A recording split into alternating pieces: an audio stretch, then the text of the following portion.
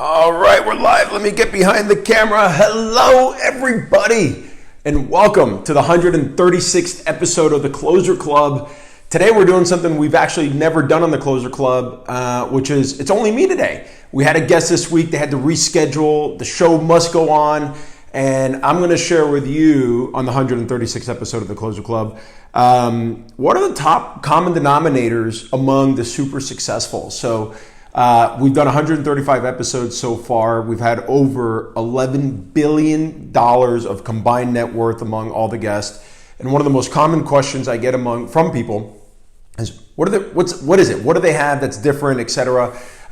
What's the common denominator among them? And so I got 9 that I want to share with you today. I'll take about 10 minutes of your time if you want to implore with me for 10 minutes. So let's get right to it. Number 1, everything is your fault. And I heard this from my interview with Bedros Keuilian, CEO of Fit Body Bootcamp, probably still one of my top 3 interviews of all the ones. And it was after the session, after the interview, we were talking and he asked me about my goals. I hadn't reached my goals and I gave him all these different excuses as to why I didn't reach them. And he hit me pretty much right across the face with his words, which were, everything is your fault. And what really hit home to me was that as long as I continued to place the blame on something else or someone else, I never had the ability to control it. As long as I was able to accept the fault, I was able to control it and then make the changes so that it wouldn't be my fault again. I've pretty much have encountered there's every situation you can peel the onion back enough to figure out where you could have done something differently. Learn from that so that going forward, you don't make that mistake again. So common denominator number 1, everything is your fault. Number 2, the environment. You know, this whole thing, like today I'm working from home and that's great and all, but the reality is the environment that you're in plays such an important role in your success. Are you home alone where you're talking in between your ears are the only people you can talk to? Or are you out there in the field, in an office, with employees, with superiors, with coworkers that are empowering you, encouraging you, motivating you, pushing you, challenging you, and just getting just that personal contact? I know when I train for triathlons, these medals behind me, I know I'm a much better triathlete when I train with others than I am when I train by myself because I have people that are pushing me and challenging me. So they put themselves in the right environment.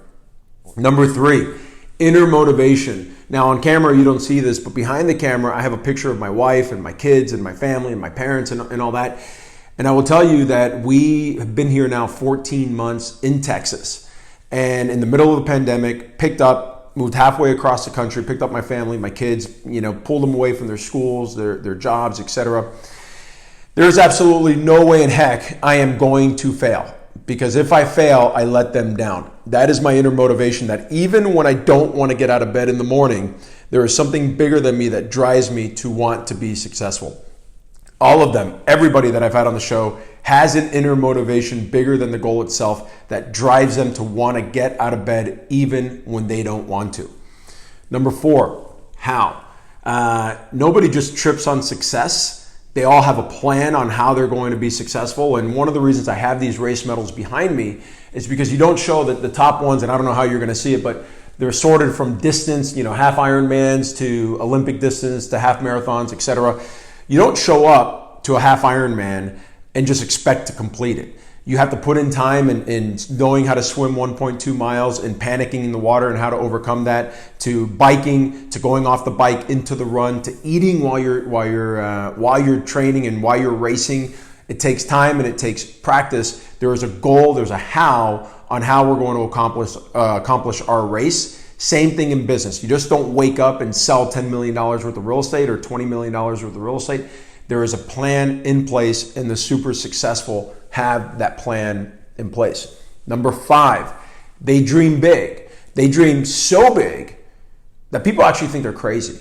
And I'm sure there's something inside of you that you have, a goal, a big dream that you have, that you know for a fact, if you shared that with somebody, they're going to look at you and think you're crazy. What are you doing? You don't know that space. You've never done it before.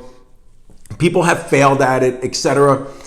That dream that these people, the common denominator is they have a dream that they know when they share it with people, not only are they not afraid to share it with people, but they know the reaction they're going to get is that they're crazy. And most of the times, and I got this from Brad Lee, is that person is just reflecting their own thoughts on themselves to you. You want to sell $10 million worth of real estate? They've never been able to do it. So whatever opinion they're going to give you is not a reflection of you. It was a reflection of themselves and what they weren't able to accomplish. You want people to think you're crazy. I love the crazy ideas. Number 6, they're very careful who they take their advice from and who they surround themselves with. So perfect example, Tom Bilyeu. He was episode number 40 when I actually changed the name of the show to The Closer Club. I remember it. Tom Bilyeu is the founder of Quest Nutrition, net worth $500 million, bigwig, right? And actually, give me one second. I'm going to sip my coffee here. So Tom Bilyeu, I asked him, I go, Tom, you've built a monster business. How do you know who to take advice from? And his answer was actually twofolded. He said, one, if I'm going to, let's take that $10 million example again. If I want to sell $10 million worth of real estate and I'm going to get advice from another realtor, has that realtor sold $10 million worth of real estate at least 3 times over? Where it wasn't a fluke. They have system in place that have proven time and time again that it helps them reach that level of success. That was number one. He goes, the other one is, well, what if this person hasn't sold $10 million worth of real estate? Has that person coached others on how to sell $10 million worth of real estate multiple times over? If they have, then at least I know that their process and what they're coaching me on has vetted that out and it's proven. And I said, well, what happens if they haven't sold it themselves or they haven't coached, people multiple times over on selling 10 million? And that wasn't the exact analogy. It's just kind of what's coming to my head. He said, well, then I listen to what they have to say, but then I'm going to challenge them on it and really get them to prove to me why they believe what they believe. And last but not least, just a very simple, silly example. I'm a realtor, right? I've been in real estate since I'm 19 years old. I'm 43 now, 24 years. My wife is the pediatric nurse practitioner. This morning, we took my son to the ortho, ends up, he broke his wrist in football. It is what it is. I'm telling my wife, don't worry about it. He's going to get over it. She's like, no, we really got to take him to the doctor. He needs to get checked. Moral of the story, you don't take medical advice from a realtor, or you don't take social media advice from someone who has zero experience or is not even on social media. So be careful from who you take your advice from. Number 7, they pay to play. They pay to surround themselves with people smarter than them. And at our level, that can be, paying to go to seminars where you're listening to people who are mega rock stars and you're able to gather information from them. It could be paying to be coached by a superstar coach that, again, has done what you're asking them to do, and those sorts of things. So they pay to surround themselves with the right people, whether that be people that get their head right, psychologists, whether it be nutritionists, whatever it is, they pay to play and they pay to surround themselves with people smarter than them. Number 8, they have a breakthrough moment. I think Damon John said it best. He has not been in my show. I'd love to have him on my show. Damon said it best. He goes, and this is probably something that he took from someone else, and you see it multiple times over. Yeah, my overnight success was 7 years in the making. And a lot of times we look at realtor success and we're like, man, they're so big. They got lucky. They popped that one deal, or they know that one person, or whatever the case may be. But what we don't see is that most of these people's quote unquote overnight success, their quote unquote breakthrough moment, actually was the culmination of consistent and persistent and repetitive effort that no one saw. We just happened to see that one moment that finally lit the match and the fire went off. Number 9, last but not least, got this from Brad Lee. Doesn't matter who doesn't believe in you as long as you're not one of them. What's really crazy is, again, kind of going back to who you're taking your advice from. When somebody's failed at something and they're going to give you advice because they want to just offer you free advice, they're giving it based from their perspective. And there's a lot of that out there. But ultimately, what matters the most is, do you believe you can make it happen? And if you believe that you can make it happen, it really doesn't matter what anybody else thinks. Okay?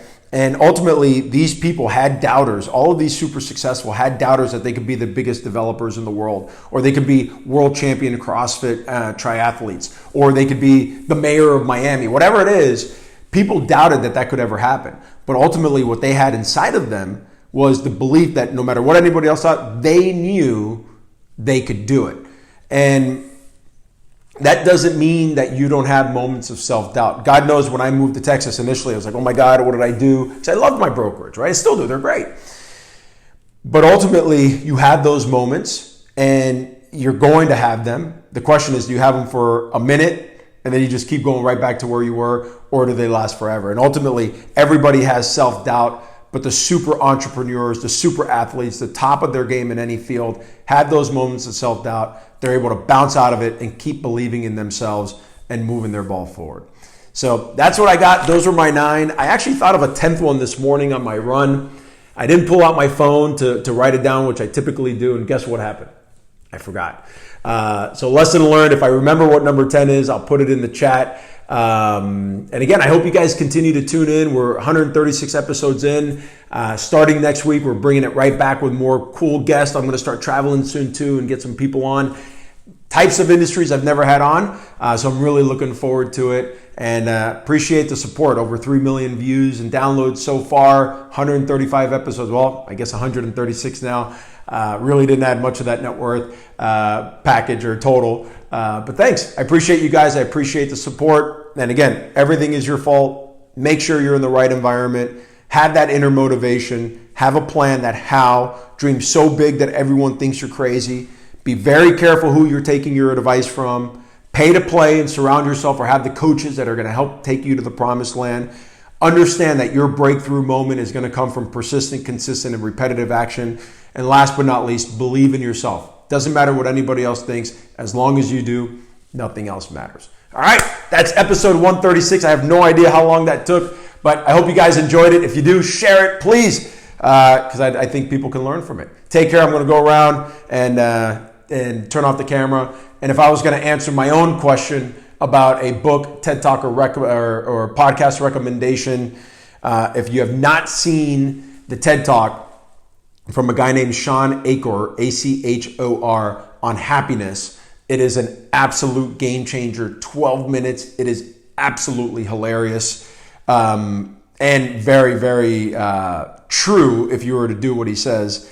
And book never split the difference. It's my Bible. I've said it over multiple times over. Chris Voss, the author of the show, has been on, or the author of the book has been on the show twice. It is an absolute game changer. So that is my TED Talk and book recommendation. Not a big podcast guy, except for the Closer Club. That's it. I'm going to turn off the camera. Take care, guys. See you soon.